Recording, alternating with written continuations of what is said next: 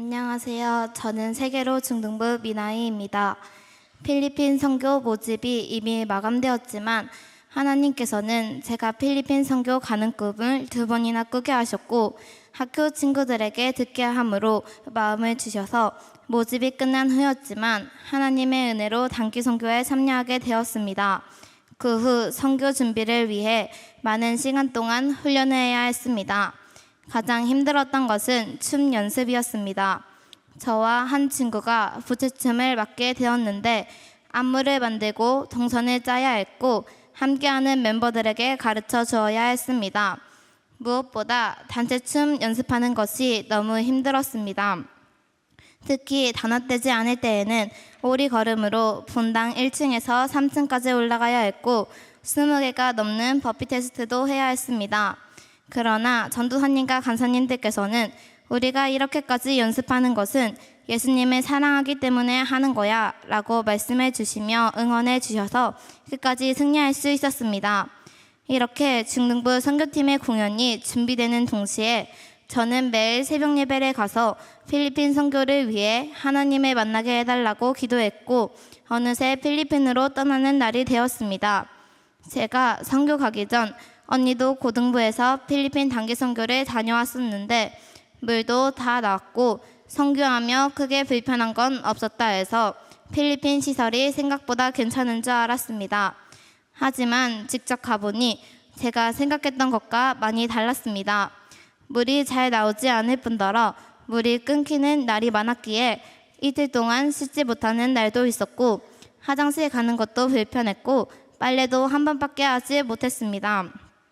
첫째 날부터 셋째 날까지 가장 기억에 남는 것은 거리 전도와 가정 신방이었습니다. 사람들에게 전도지를 나누어 주었는데 돌아다니는 것이 힘들고 거리에서 춤을 추는 것도 힘들었습니다. 하지만 찬양을 들으며 전도하니 제게 힘이 되었고 전도지 받은 사람들이 예수님을 믿으며 좋겠다는 마음으로 적극적으로 나누어주게 되었습니다. 그리고 가정 신방 때에는 각 가정을 직접 찾아가 그 가정의 상황과 기도 제목들로 함께 기도했고 준비해 주신 음식도 먹어야 했습니다. 입맛에 맞지 않은 음식도 있어서 먹기 힘들었지만 무엇보다 와닿았던 것은 그분들이 살아가는 모습이었습니다. 비가 오면 지붕에서 물이 새는 집도 있었고 생활용품조차 제대로 갖추지 못한 가정도 있었습니다. 그런 모습들을 보면서 내가 이런 환경에서 산다면 어떨까 생각해 보게 되었는데 쉽게 상상하기조차 힘들었고 지금까지 제가 누리고 있는 것들을 너무 당연하게 생각하며 살아왔다는 것을 깨닫게 되었습니다. 또 매일 저녁에는 중등부 친구들과 기도회를 했었는데 그때마다 하나님을 만나게 해달라고 기도했습니다. 그러던 중 주님의 선하심이라는 찬양을 부르는데 너무 감사한 마음이 들면서 눈물이 났습니다. 주님의 선하심이 날 인도하셨네라는 가사가 제 마음에 깊이 와닿았는데 하나님께서 너는 이렇게 좋은 환경에서 살고 있는데 왜 감사하지 못하고 불평하니? 라고 말씀하시는 것 같았습니다. 그러면서 그동안 제가 가진 것에 감사하기보다 없는 것에 불평했던 제 모습을 돌아보며 회개하게 되었습니다. 넷째 날부터 일곱째 날까지는 외부 사역을 하게 되었는데 가장 기억에 남는 것은 아이타 산쪽이었습니다.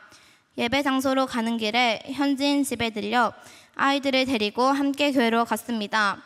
그날은 유독 비가 많이 내려 옷도 젖고 신발이 축축했는데 그런 상태에서 산을 타다 보니 체력 소모가 더 컸고 예상보다 많은 사람들이 예배드리러 와서 저희 선교팀이 먹으려고 준비했던 점심까지 나누어주게 되었습니다. 배도 고픈 상태에서 춤을 추며 사역을 하다 보니 평소처럼 힘있게 하지 못했습니다. 그러자 전도사님께서는 웃으면서 뛰며 찬양하라고 하셨는데 너무 힘들어서 웃음도 억지 웃음이 되고 뛰다가 쉬기도 했습니다.